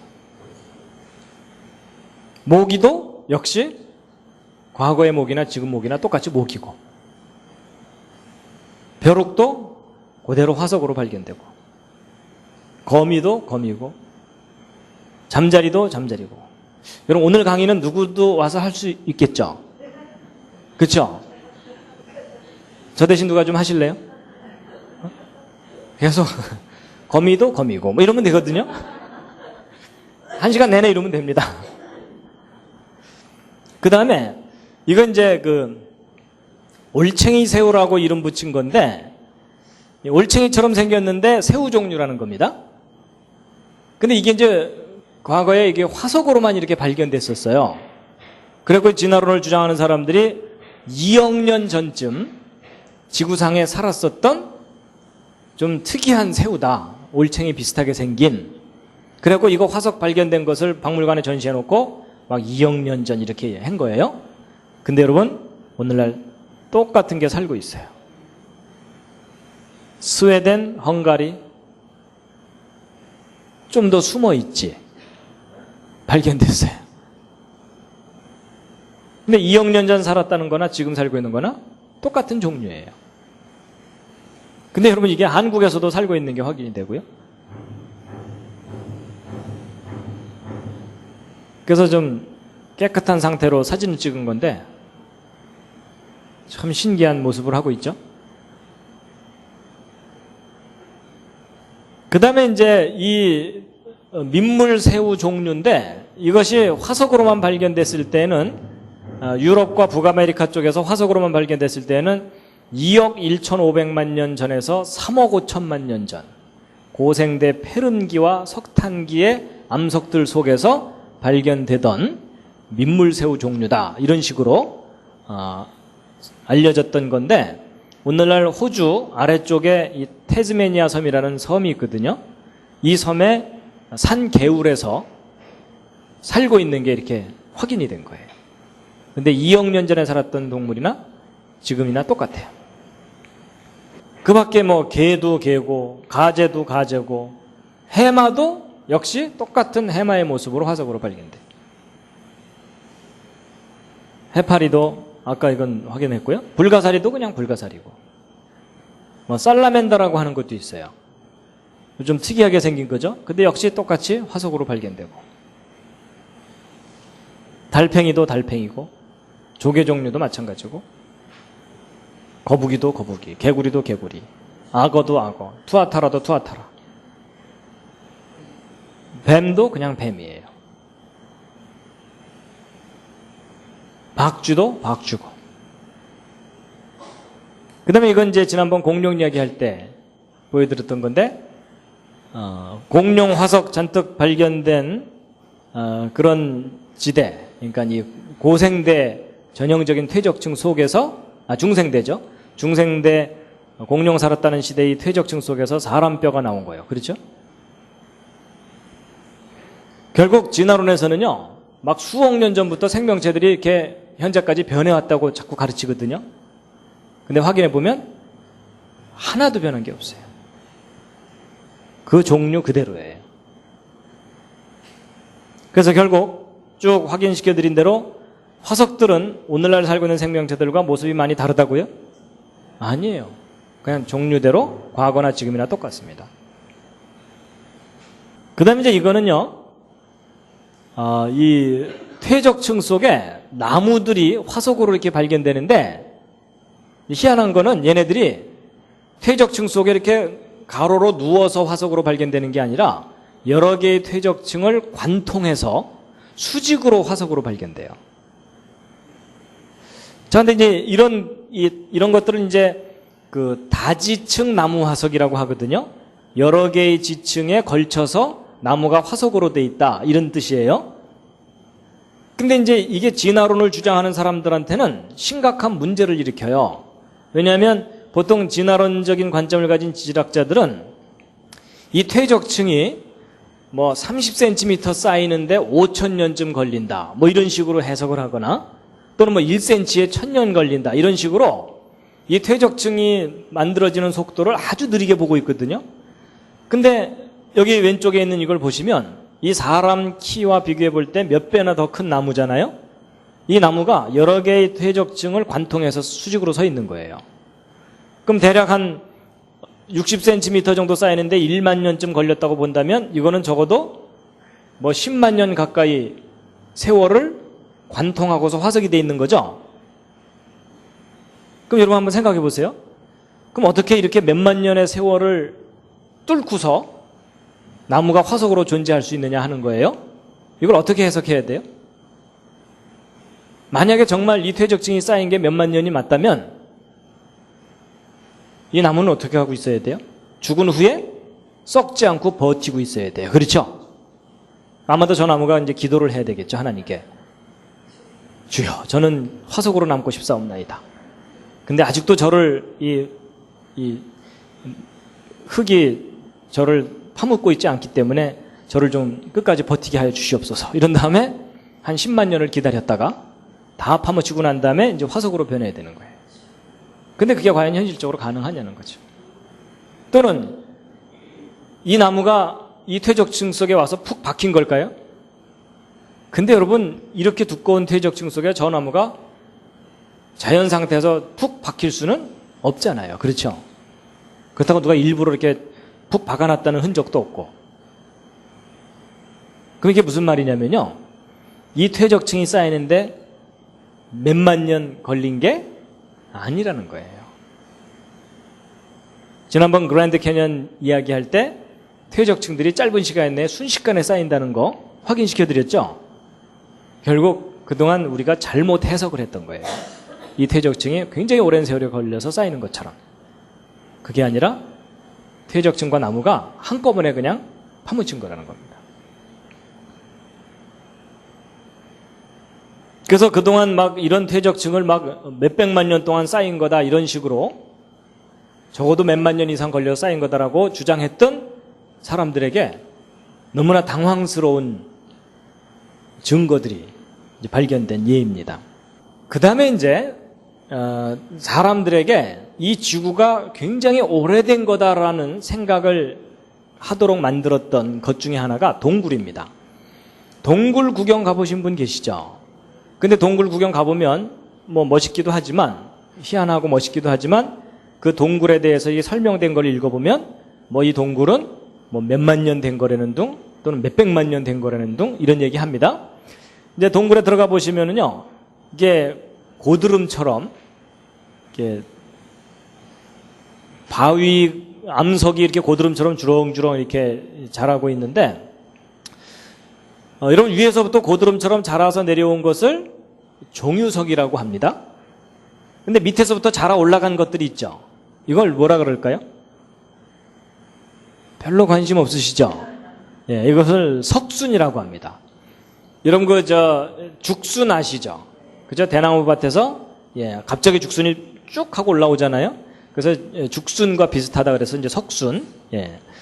그다음에 아예 위아래가 관통해서 기둥처럼 된 게 있어요. 이걸 뭐라 그러냐면 석주. 예, 기둥주자를 써가지고 석주 이렇게 얘기해요. 근데 이제 보통 이 동굴에 가보면은요, 이런 석순이나 이런 것들이 자라는데 아주 오랜 시간이 걸린다고 설명을 듣게 돼요. 근데 왜 그렇게 설명을 듣게 되냐면, 여기 보시면 요 끄트머리에서 물방울이 똑똑똑 떨어져가지고 이 큰 석순이 만들어지려면 무지 오랜 세월이 걸릴 거라는 느낌이 들잖아요. 그렇죠? 그래서 보통 종유석, 석순이 아주 오랜 세월에 대한 증거인 것처럼 그렇게 배우게 되는데, 실제로는 그렇지 않습니다. 여러분, 여기 가운데 위에 있는 이 사진을 보시면요, 여기 지금 이 종유석이 어린아이 키만큼 자랐잖아요. 그럼 이게 몇만 년 동안 자란 거냐? 아닙니다. 여러분, 이 사진은 미국의 링컨 기념관 지하에 자란 종유석이에요. 링컨 아시죠? 미국 대통령 중에 하나였죠. 근데 그 대통령을 기념하는 건물을 지었는데 그 지하에 어린아이 크기만한 종유석이 자란 거예요. 그럼 저 링컨이 구석기 시대 전쟁 영웅이냐? 아닙니다. 최근의 사람이에요. 그렇죠? 근데 비교적 짧은 시간 내에 저 정도 종유석이 자란 거예요. 그래서 과학자들이 또 실험을 해보았어요. 종유석과 같은 저런 것들을 실험실에서 한번 키워봤어요. 키워봤더니 조건만 갖춰지면 80일 만에 이만큼 자랐어요. 그러니까 80일 만에 이만큼 자랐으니까 80일이면 한 3달 정도잖아요. 그러면 3달 정도 이만큼 자랐다면 30개월 정도 되면 이거 10배 자라겠죠. 30개월이라 그래봤자 뭐 3년 정도 되잖아요. 그럼 3년 만에 저거 10배 자란다면 30년 정도 자라면 저것에 또 10배 자라겠죠. 그럼 수십 미터 되는 종유석들이 몇십 년 이내에 얼마든지 자랄 수 있다는 거예요. 그래서 호주 대학에 있는 지하 건물에도 자라고요. 석순이 비교적 짧은 시간 내에 자라나온 것도 관찰이 되고. 그 다음에 이것은 미국 인디아나주에 있는 어느 메모리얼 빌딩, 죽은 사람을 기념하는 그 빌딩이잖아요. 그 건물 지하실에 자란 석주예요. 그래서 한 11피트면은 4m 정도 자란 거거든요. 근데 이 건물은 만들어진 지 40년 된 건물이에요. 그러니까 40년 만에 4m가 자란 거예요. 그래서 도대체 이게 어떻게 자랐는지를 알아보기 위해서 조사를 해봤더니 이 건물로부터 10km 정도 떨어진 곳에 동굴이 하나 있는데 그 동굴하고 이 건물이 지하수로 연결이 되어 있는 거예요. 그래서 그 동굴 쪽에 있는 그 광물질을 포함하는 지하수가 여기까지 스며들어 와가지고서 이 건물이 지하가 텅 비어 있으니까 천정에서 뚝뚝뚝 떨어진 거예요. 그래갖고 위에서부터 종유석이 자라고 밑에서부터 석순이 자라고 그게 계속 자라다가 결국은 기둥이 돼버린 거거든요. 근데 이런 기둥이 하나 자라는데 40년이 안 걸린 거예요. 그럼 400년 동안 자랐다면 이거 10배 자랄 수도 있다는 얘기죠. 4000년 동안 자라면 저거의 100배까지도 자라겠죠. 그렇다는 얘기는 정연 동굴 속에 있는 저런 종유석들이 인간의 역사 시대 이내에서도 얼마든지 몇백 미터까지 자랄 수 있다는 거예요. 이게 이제 무슨 말이냐면요. 보세요. 여러분, 저런 종유석이나 이런 게 자라려면은 저걸 자라게 하는 성분들이 계속 공급이 돼야 되겠죠. 여러분, 대홍수라는 걸 한번 생각해 보세요. 대홍수가 끝나고 나면 이제 홍수 끝나고 나서 물이 바다 쪽으로 몰려갑니다. 그리고 대륙이 솟아올라오게 되죠. 그럼 일단 완전히 물에 잠겼던 그 대륙은 축축하게 젖어 있어요. 그렇죠? 그러면 이제 중력에 의해서 그 물들이 아래쪽으로 계속 흘러내려요. 그러면 지구 내부에 이런 동굴이나 이런 곳에 그 사이로 광물질을 포함하는 물들이 줄줄줄 흘러내리게 되면 저런 종유석들이 짧은 시간 내에 얼마든지 자라는 거예요. 그러니까 처음에는 그 원료가 되는 물질이 충분히 있으니까는 쭉쭉 자라다가 시간이 지나면서 점점 그 속도가 느려지게 되겠죠. 그러다가 점점 느려지다가 나중에는 결국 그냥 여기서 똑똑 떨어지는 물밖에는 안 내려오겠죠. 그러니까 이게 무슨 말이냐면 처음에는 원료가 충분하니까 성장 속도가 빠르다가 시간이 지나면서 원료가 떨어지게 되면 성장 속도가 거의 멈춰버리는 거예요. 그러니까 오늘날에는 아주 느리게 자라는 것만 겨우 관찰하고 있기 때문에 오늘날 여기서 똑똑 떨어지는 속도로 이 전체가 자랐다고 생각하니까 이게 적어도 몇만 년 이상 걸렸을 거라고 잘못 해석하고 있는 거라는 겁니다. 예를 들면 이런 거예요. 어느 한 분이 키가 170cm라고 보자고요. 근데 지금 현재 자라는 속도를 측정해 봤더니 1년에 1mm가 자라고 있다고 보자고요. 그럼 그 사람이 1년에 1mm 자라난다면 1700mm 자라는 데는 몇 년 걸렸다는 거예요? 1700년. 그렇게 해석하는 게 앞뒤가 맞아요, 안 맞아요? 안 맞죠? 여러분, 사람이 어렸을 때는 쭉 크다가 나이가 들면 거의 성장을 멈추잖아요.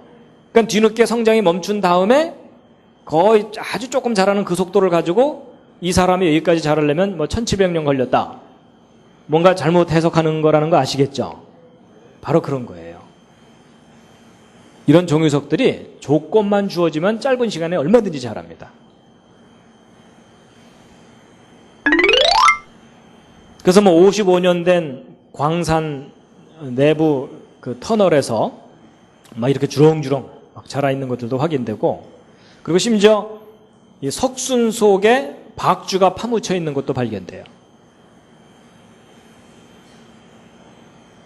정말 이 석순이 1년에 1mm 이런 식으로 느리게 자란다면 저 박쥐는 파묻히기 전에 썩어버리겠죠. 그렇죠? 근데 통째로 저렇게 파묻혀서 발견된다는 얘기는 비교적 빠른 속도로 석순이 자랐다는 얘기입니다. 그 다음에 이제 이 종유석만큼이나 느리게 자란다고 알려진 것 중에 하나가 산호입니다. 예. 바다 쪽에 이렇게 그 관광을 가거나 이렇게 되면 이런 산호 같은 거 이렇게 따서 팔고 그러잖아요. 근데 이런 산호들도요, 아주 느리게 자란다고 사람들이 이렇게 생각하지만 실제로 산호들이 짧은 시간 내에 자란다는 것들이 확인되고 있어요. 여러분, 이건 바다에 빠진 신발 위에 자란 산호예요. 그럼 이 신발이 로마 시대 군화냐? 아닙니다. 기차표 케미슈즈 시절의 신발이에요. 기억나세요? 근데 이렇게 빨리 자라요. 그래서 실제로 이렇게 실험을 해봤어요. 실험을 해봤더니 8개월 만에 없던 이 산호들이 막 생겨나고 있던 산호도 크게 자라고 이러는 것들이 확인되거든요. 그러니까 정말 짧은 시간 내에 산호들이 얼마든지 빨리 자란다는 겁니다. 그래서 결국 우리가 진화론을 배우면서 그냥 몇 억 년이라는 것을 너무나 쉽게 받아들였는데, 여러분, 지구가 이렇게 형성되기까지는 저렇게 오랜 세월이 필요하지가 않습니다. 얼마든지 짧은 시간 내에 퇴적층도 만들어지고 화석도 만들어지고 종유석도 만들어지고 그 다음에 산호들도 자라고. 자, 그 다음에 이제 네 번째가 뭐냐면요. 표준 화석 이야기인데요. 여러분, 진화론에서는 뭐 무척추동물에서 척추동물 중에서도 어류, 양서류, 파충류, 조류, 포유류 이런 순서로 진화가 됐다 그러거든요. 그런데 실제 이제 퇴적층 속에서 화석들을 발굴을 해보면 얘네들이 순서대로 진화론에서 이야기하는 순서대로 화석이 발견되면 얼마나 좋겠어요. 근데 여러분 얘네들이 순서대로 나오질 않는 거예요. 막 뒤죽박죽이 돼서 나오고 아까 보여드린 대로 막 중생대 퇴적층 속에서 사람 뼈가 나오기도 하고 막 이러거든요. 그러니까 이 진화론에서 얘기하는 그대로 화석이 나오질 않으니까 이제 골치가 아픈데, 그런데 어떤 종류의 생명체 화석들은 어떤 퇴적층 속에서 특히 좀 많이 발견돼요. 그럼 차라리 얘네들을 좀 기준으로 삼자 이런 거예요. 그렇게 정해놓은 게 표준 화석이에요. 그래가지고 여러분 이 공룡은 대표적인 중생대 표준 화석입니다. 그래서 공룡 화석이 발견되면 진화론을 주장하는 사람들은 무조건 중생대예요. 그 퇴적층은. 그래서 어떤 시대를 나타내주는 화석, 그걸 표준 화석이라 그러거든요. 근데 이제 지난번에 제가 공룡이 중생대에 살았던 동물이 아니고 인간 역사 속에서 함께 살았다는 것을 확인시켜 드렸죠. 그렇기 때문에 공룡은 더 이상 중생대 표준 화석이 아니에요. 표준 화석이 될 수가 없어요. 그래서 이제 이 공룡은 이제 지난번에 확인해 드렸고요. 이제 이 고생대 표준 화석들을 좀 잠깐 보실 텐데요. 자, 이 고생대 표준 화석들 중에 대표적인 것들이 바다나리, 암몬조개, 그리고 스트로마톨라이트, 삼엽충 뭐 이런 것들인데요. 먼저 이 바다나리부터 보시겠습니다. 여러분 이게 이제 바다나리 화석들이거든요. 그래서 이게 이 바다나리 화석인데요. 이 나리가 그 백합 종류를 나리라고 하죠. 그렇죠? 그 중에 노랗고 조그만 나리를 개나리라고 하죠. 그래서 이제 나리라는 얘기는 그 백합 비슷하게 생긴 거라 그래갖고 이게 뭐 바다나리 이러니까는 저게 식물인 것처럼 사람들이 생각하는데 분류상으로는 동물에 분류한다고 합니다. 제가 이제 한 군데 붙어서 고착 생활도 하고 또 돌아다니기도 하고 뭐 이러는데 어쨌든 이게 바다나리 화석이거든요. 그랬더니 어떤 분이 이걸 끝까지 배추 화석이라고 우기시는 거예요. 그게 아니고 이제 바다나리 화석인데요. 그래갖고 이제 이런 화석이 발견되면 와, 고생대, 지금부터 수억 년 전에 살았었던 이 바다나리 화석이다. 이래갖고 이제 박물관에 전시해놓고 그래요. 근데 여러분 오늘날 똑같은 게 살고 있어요. 수억 년 전에 살았다고 하는 바다나리나 지금 살고 있는 거나 똑같이 바다나리예요. 그랬더니 어떤 분이 모양새가 다른데요 이러는데, 여러분 얘가 물에 휩쓸리면 이렇게 돼요. 근데 바다나리예요. 일단 변했다는 증거예요? 변하지 않았다는 증거예요? 변하지 않았다는 거죠.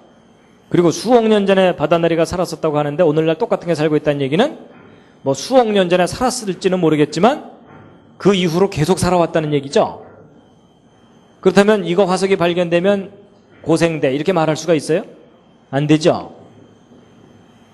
그러니까 이 화석이 발견됐다 그래서 무조건 고생대 이렇게 해석하는 건 틀린 생각이겠죠? 그럼 바다나리가 표준 화석이에요? 아니에요? 표준 화석일 수가 없는 거예요. 그 다음에 이제 암모나이트라 그래가지고 암몬조개 아까 잠깐 보셨는데요.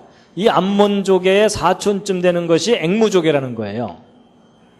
그래갖고 이런 것들이 이제 얘네들은 썩질 않으니까 이제 화석으로 발견되기도 하고 그러거든요.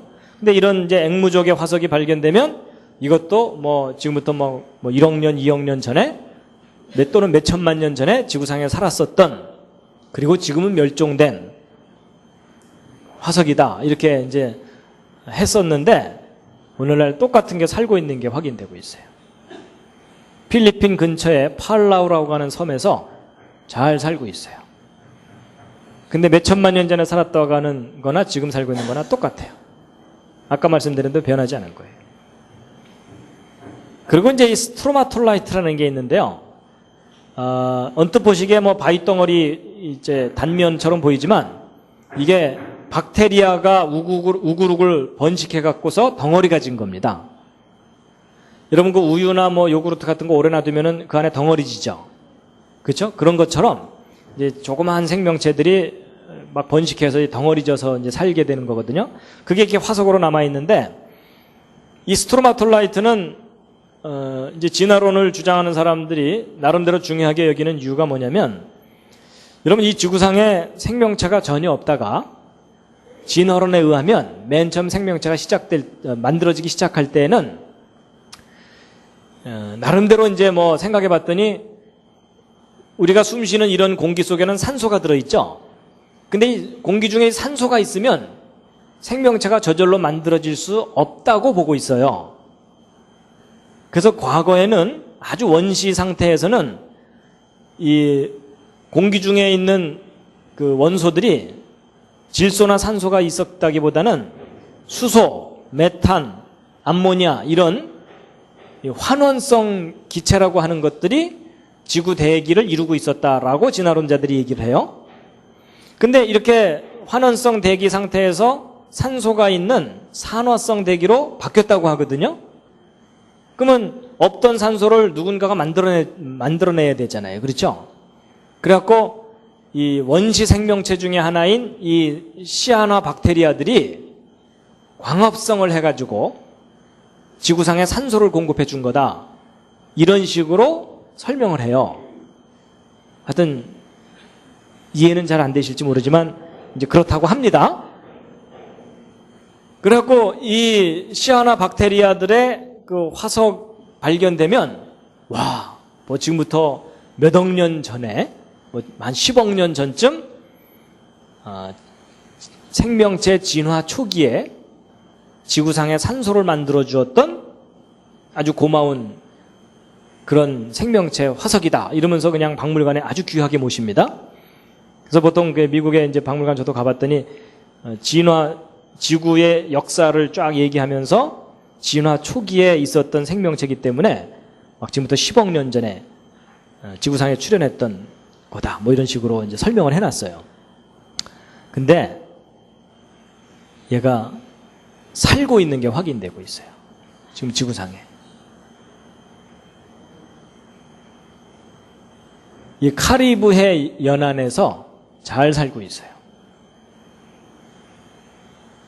여러분 이건 타임머신이 아닙니다. 그러니까 얘네들이 화석으로 발견되면 막 10억 년 막 이렇게 연대를 매기는데 오늘 똑같은 게 이렇게 살고 있는 거예요.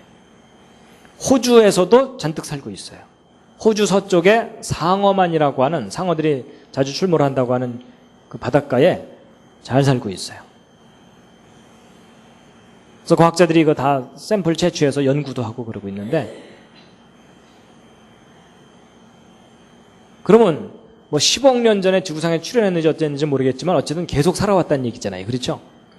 그렇다면 얘네들이 화석으로 발견된다 그래서 그게 무조건 다 막 고생돼 이렇게 얘기할 수가 없다는 거잖아요.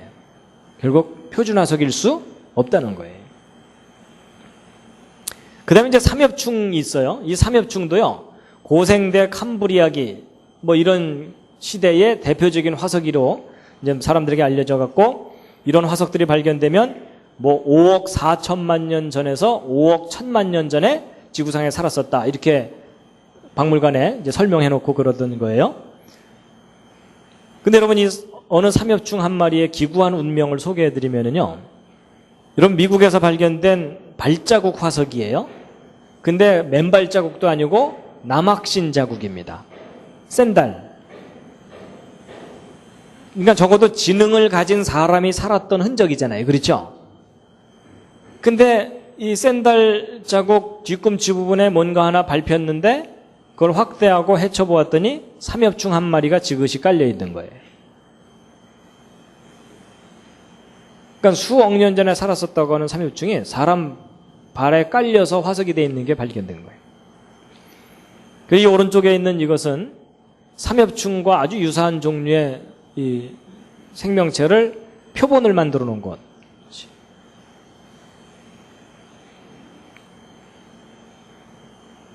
그래서 이제 보세요. 여러분 고생대 표준 화석이라고 사람들이 생각했던 바다나리, 앵무조개 또는 암몬조개, 그 다음에 박테리아, 삼엽충 이런 모든 것들이 오늘날 다 살고 있거나 사람들과 함께 살았다는 증거들이 이게 다 확인이 되고 있는 거예요.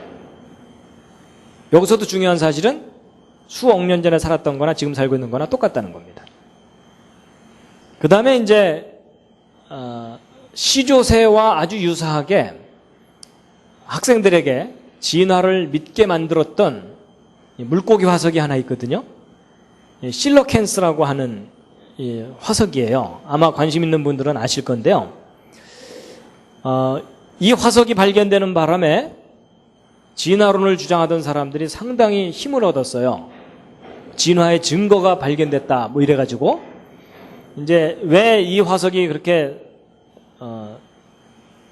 사람들에게 화제가 됐었냐면, 여러분 진화론에서는 이 어류가, 물고기 종류가 진화해가지고서 육지도 돌아다닐 수 있는 양서류가 됐다 그러거든요. 근데 여러분 이 물고기가 육지로 돌아다니려면 지느러미가 다리로도 변해야 되지만 단순히 다리 모양으로만 변한다고 해서 육지를 돌아다닐 수가 있질 않아요. 여러분 보통 그 수영을 해보면 아시지만요, 물속에 들어갔다가 물 바깥으로 나오려면 몸이 무겁게 느껴지는 거 혹시 아세요? 또는 물 바깥에 있다가 물속에 들어가면 몸이 가볍게 느껴지죠? 왜냐면 물은 부력이라는 게 있기 때문에 몸을 가볍게 느끼게 해주거든요. 근데 물속에서만 살던 물고기가 물 바깥으로 나오려면 자기 몸을 자기가 직접 지탱을 해야 돼요. 그렇죠? 그러니까 덩치가 큰 동물이 자기 몸을 직접 지탱하려면 근육만 있어서 되는 게 아니라 뼈가 있어야 됩니다. 여러분 제가 이렇게 자연스럽게 서서 강의를 할 수 있는 이유가 뭐냐면 제 몸에 뼈가 있기 때문이거든요. 그래서 뼈가 기본적으로 저 몸을 딱 받쳐주니까는 제가 자연스럽게 이렇게 하는 거지, 만약에 제 몸에 뼈가 없고 근육만 있다, 그럼 제가 강의할 때 어떻게 해야 될 것 같아요? 온몸에 힘을 주고 한번 일어나갖고 여러분 이런 다음에 주저앉았다가 다시 또 힘을 주고 일어나서 그동안 안녕하셨습니까? 이래야 되거든요. 그래서 여러분 우리 몸에 뼈가 있는 것이 우리를 이렇게 자연스럽게 활동하도록 해주는 겁니다. 마찬가지로 이 물고기도 진화돼서 양서류가 되려면 지느러미가 다리로도 변해야 되지만 그 다리 속에 뼈가 생겨야 돼요. 그렇다면 진화론이 맞다면 뼈가 생기는 과정을 확인해야 되잖아요. 그런데 이 실러캐스라는 물고기 화석을 발견을 했는데 이 앞지느러미 쪽에 뼈가 들어있는 게 확인이 된 거예요. 그러니까 진화론을 주장한 사람들한테는 얼마나 반가운 건지 몰라요. 드디어 이 물고기가 물 바깥으로 진화해서 나가려고 물속에서 열심히 지느러미를 갖고 걷는 연습을 하다 보니까 지느러미 속에 뼈가 생긴 거다. 그러니까 이 물고기는 양서류의 먼 조상쯤 되는 물고기다. 그러니까 진화의 증거가 발견된 거잖아요. 그렇죠? 그래갖고 이제 이 실러캔스는 지금부터 막 6,500만 년 전에 진화 과정 중에 존재했던 물고기고 지금은 멸종했다. 그래갖고 이 화석 발견된 거를 막 박물관에 전시를 해놓고 수천만 년 전의 물고기 화석이다 이러면서 사람들이 열심히 그렇게 생각했거든요. 그런데 잡혔어요.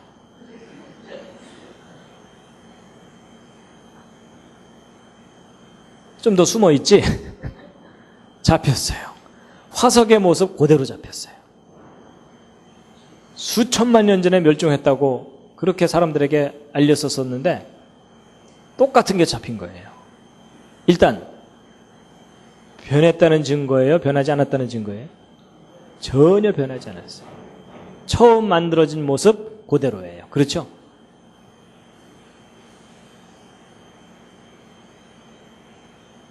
그래서 처음에는 요 아프리카 쪽에서 좀 잡히다가 요즘은 인도네시아 그쪽 근처에서도 잡혀요. 그래서 인도네시아 쪽에서 잡힌 거예요. 근데 화석으로 발견되는 것과 똑같아.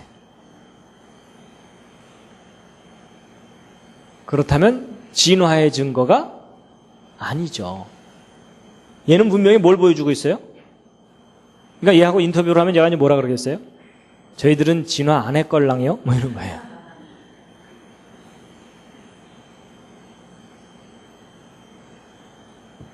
그래서 이제 이게 재밌는 게 뭐냐면 이런 거예요. 여러분 이 유럽에 있는 학자들은 하도 진화론에 그냥 물들어가지고 온통 진화론 생각이에요. 그래갖고 이 물고기 화석이 발견되니까 6,500만 년 전에 멸종한 뭐 이러면서 막 감탄을 하면서 신기해하면서 열심히 화석을 연구하고 조사하거든요. 근데 그와 똑같은 시간에 지구 반대쪽에는 원주민이 오늘도 한 마리 잡았어 이러면서 먹고 살고 있는 거예요.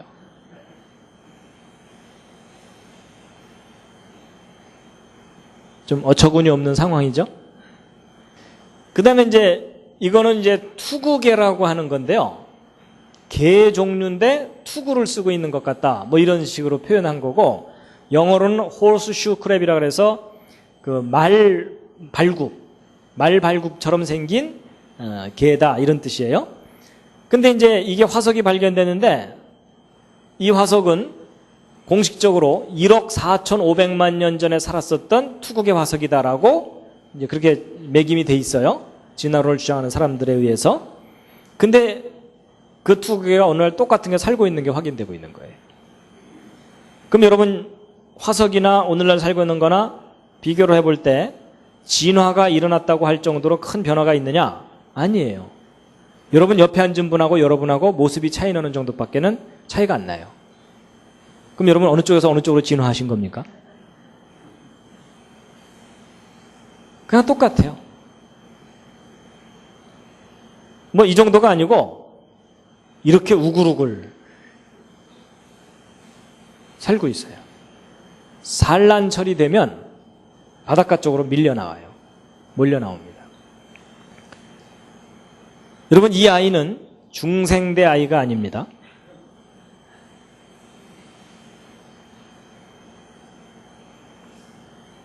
그러니까 보시는 대로 진화론에서 어떤 시대의 기준이 된다고 했던 표준화석들이 확인해 봤더니 다 오늘날 똑같은 게 살고 있는 거예요. 심지어 이제 이런 경우도 있어요. 여러분 이 아로 플레이스 아티팩트라고 하는 건데요. 진화론에서는 이 고생대 중에 이 석탄기가 있다고 합니다. 그래서 이때 식물들이 한꺼번에 하여튼 이렇게 파묻혀 가지고서 석탄이 형성된 시기다 이런 뜻이에요. 그래서 오늘날 전 세계 광산에서 캐내지는 석탄들의 대부분이 이 석탄기 때 형성된 석탄들이다라고 보고 있거든요. 근데 이 석탄기는 고생대에 해당되고 이때는 이 척추동물들이 출현하기 시작하고 양서류나 뭐 이런 종류가 출현했을 때쯤이라고 보고 있어요. 근데 이 석탄기 퇴적층 속에서 석탄 덩어리 속에서 쇠그릇이 나온 거예요. 근데 여러분 이 쇠그릇은 적어도 사람 정도의 지능을 가진 존재만이 만들 수 있는 거잖아요. 근데 놀랍게도 이게 석탄기 퇴적층 석탄 덩어리 속에서 나온 거예요. 그럼 진화론 주장을 그대로 하려면 뭐라고 해석해야 되죠? 양서류들이 쇠그릇을 만들어서 문화생활을 했다 이렇게 해야 돼요. 뭐가 앞뒤가 안 맞는 거 아시죠? 그래서 이제 요 밑에 요 편지 같이 생긴 요건 뭐냐면요, 이거 발견한 사람들이 이거 확인하는 글을 쓰고서 서명한 거예요. 그래서 1912년도에 미국 오클라호마주에 있는 윌버턴 근처 탄광에서 나온 쇠그릇인데요. 이제 그 자초지종을 얘기하고 맹세를 한 맹세문 같은 건데, 여기 대충 보시면은 이제 전력회사에서 근무하던 사람이 석탄 덩어리 한 개가 너무 커갖고 그걸 좀 잘게 부수려고 큰 쇠망치로 깨트렸는데 그 쇠그릇이 석탄 조각에다가 자국을 남기면서 나온 거예요.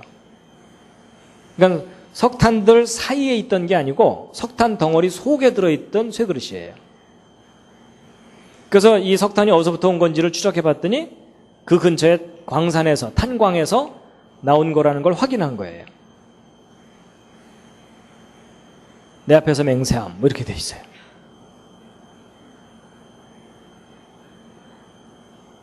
그럼 여러분, 그래서 이제 이런 것들을 뭐라 그러면 아우로 플레이스 아티팩트라고 하는데, 왜 이런 표현을 쓰냐면 여러분 이런 쇠그릇을 만들 정도면은 사람이잖아요. 근데 사람은 진화론에 의하면 신생대 끄트머리쯤 지구상에 나타났다고 해요. 그러니까 이런 쇠그릇은 어느 퇴적층 속에서 발견돼야 되냐면 신생대 끄트머리쯤의 퇴적층 속에서 이런 쇠그릇이 나와야 돼요. 그렇죠? 근데 얘가 여기서 안 나오고 엉뚱한 데서 나왔잖아요. 그러니까 제자리에서 안 나오고 엉뚱한 데서 나왔다, 그런 뜻으로 쓴 거예요. 쉽게 얘기하면 제정신 나간 물건, 이런 뜻이에요. 근데 여러분 이런 아웃 오브 플레이스 아티팩트가 심심치 않게 발견돼요. 그럼 여러분 이런 거는요, 수백 개가 발견돼야 의미가 있는 게 아니고 단 하나만 발견돼도 심각한 문제를 일으켜요. 그렇죠? 그럼 여러분 사람이 만든 도구가 석탄기 퇴적실 속에 들어있다는 얘기는 실제로 고생대라는 시절이 있었다는 거예요? 없었다는 거예요? 실제로 고생대라는 시절은 지구상에 없었던 겁니다. 그럼 이 고생대는 도대체 누가 만들어낸 거냐? 진화론을 주장하는 사람들이 만들어낸 가짜 시대입니다. 지난번에 공룡과 사람이 함께 살았다는 증거는 중생대라는 시대가 있었다는 거예요? 없었다는 거예요? 없었다는 거예요. 그러니까 여러분 우리가 학교에서 그렇게 열심히 배웠던 고생대, 중생대, 신생대라는 이런 시대는 진화론이 만들어낸 허구적인 시대이지 실제 지구 역사 속에 있었던 시대가 아니라는 거예요. 그 밖에도요, 중생대 백악기 퇴적층 속에서 망치가 발견됐어요. 중생대 백악기면은 공룡 살았다는 시대거든요. 그래서 이게 요 망치가 발견되기 직전에 깨트리기 전의 모습이에요. 그러니까 속에 파묻혀 있던 거예요, 이것도. 근데 딱 깨트리고 났더니 속에 망치가 발견된 거예요. 이 발견된 현장이고. 그래갖고 이 망치를 조사를 해봤어요. 여기 이걸 떼어내갖고서 성분 분석도 해보고 구조도 조사해보고. 여러분 사람마다 지문이 있는 것처럼 이 망치도 저 쇠 부치를 이렇게 분석을 해보면 이게 어떤 방법으로 만들어졌는지 이런 걸 추적해 볼 수가 있거든요. 근데 이 망치를 성분 분석해 봤더니 대부분은 철이에요. 철, 쇠. 근데 상당량의 염소가 들어있는 거예요.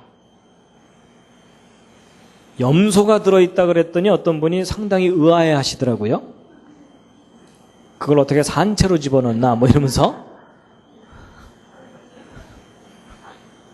그런 염소가 아니고 여러분 여름에 수돗물에서 장마철에는 염소 소독 많이 한다고 염소 잔뜩 집어넣기 때문에 수돗물 받아놓고 나서 조금 기다렸어야 됐죠. 염소 날아가라고.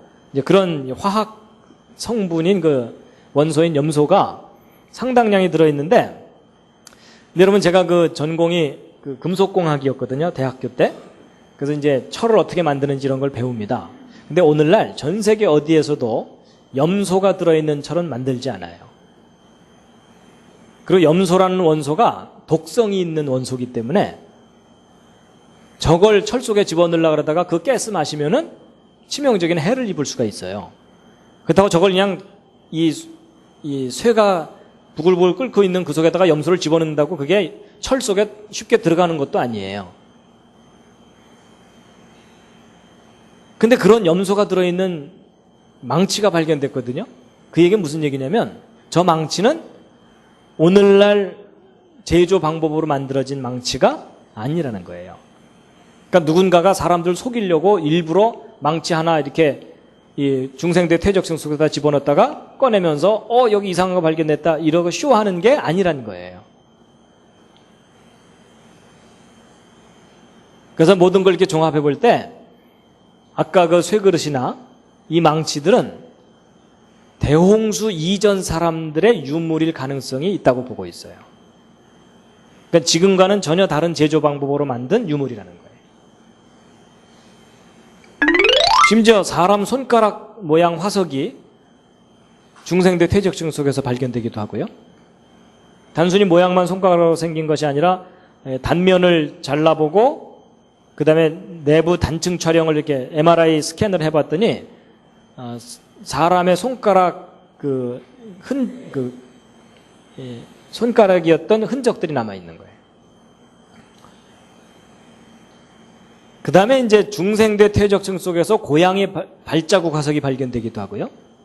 여러분, 진화론에 의하면 고양이와 같은 포유동물, 젖먹이 동물들은 신생대에 출현했다고 하거든요. 근데 중생대 퇴적층 속에서 고양이 화석이 발견되고 그래요. 그러니까 진화론에서 주장하는 진화론 시나리오가 맞질 않는다는 증거가 너무나 많이 발견되고 있어요. 자, 이제 마지막으로 한 가지 말씀드리고 이제 마치려고 합니다. 여러분, 그 학교 다닐 때 동물들의 진화 순서를 무척추동물에서 척추동물로, 척추동물 중에서도 어류, 양서류, 파충류, 그리고 조류, 포유류 이런 순서로 진화됐다고 배우셨죠? 그렇죠? 근데 여러분 잘 보세요. 왜 이런 순서로 진화됐다고 이렇게 배우냐면 대충 퇴적층 속에서 아무래도 아래쪽에서는 무척추동물이 주로 발견되고 위쪽에서는 포유류나 조류들이 발견된다. 이래갖고 저렇게 이제 진화됐을 거다라고 보고 있는 거예요. 근데 여러분, 진화론에서 진화됐다고 하는 순서를 잘 보시면 이걸 좀 다른 관점으로 보면 저게 무슨 순서냐면 이 생명체들이 살고 있는 서식지의 높이 순서예요. 원래 살고 있는 높이예요. 그렇죠? 그런 관점으로 생각해 보신 적이 없으시죠? 왜냐하면 바쁘니까. 또 누가 이런 관점으로 가르쳐 주지도 않으니까. 그러면 무슨 상황이겠어요?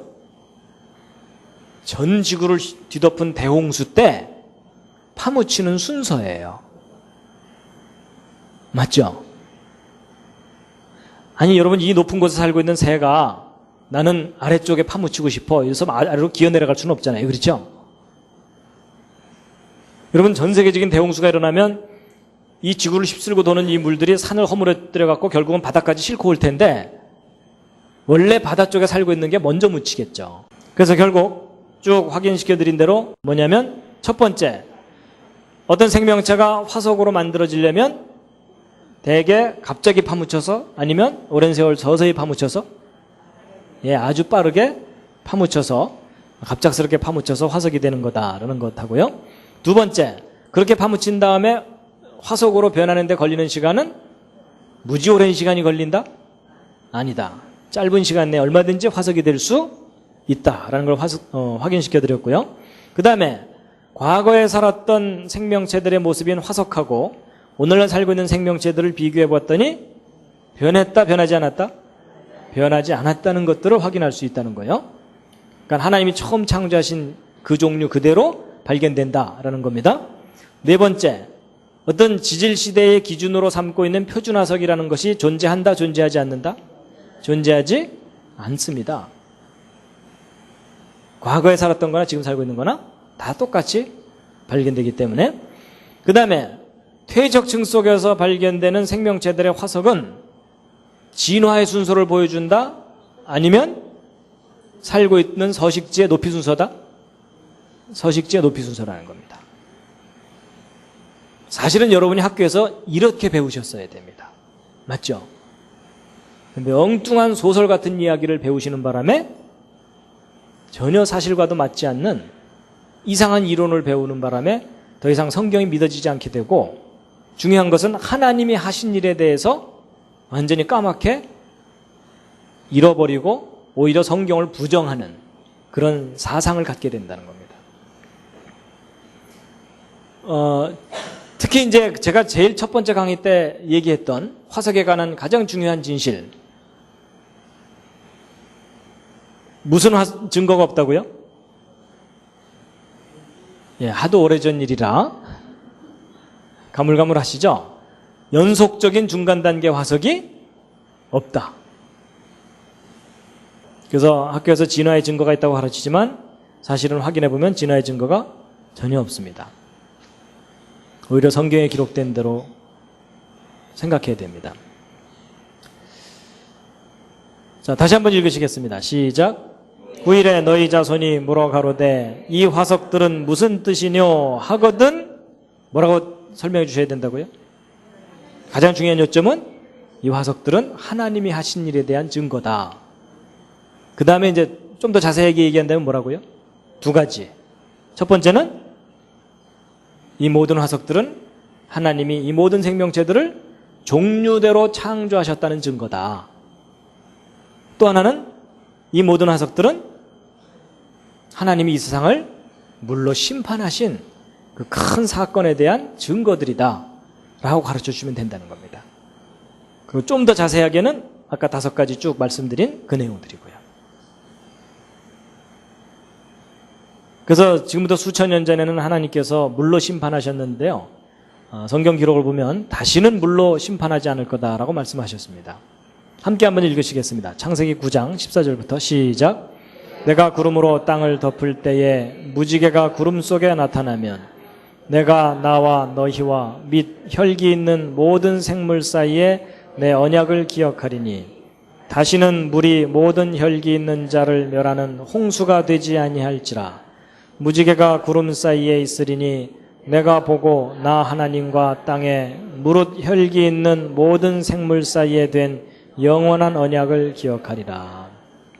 그래서 다시는 물로 심판하지 않겠다고 하셨는데요, 그렇지만 우리 주변에 홍수는 있죠. 그게 무슨 말이냐면 지구 전체를 완전히 멸망케 하는 홍수는 다시는 일으키지 않으시겠다는 얘기입니다. 조그마한 홍수 안 일으키신다는 얘기가 아닙니다. 처음에 꽃다발 다시 한번 드립니다. 수고 많으셨습니다. 예.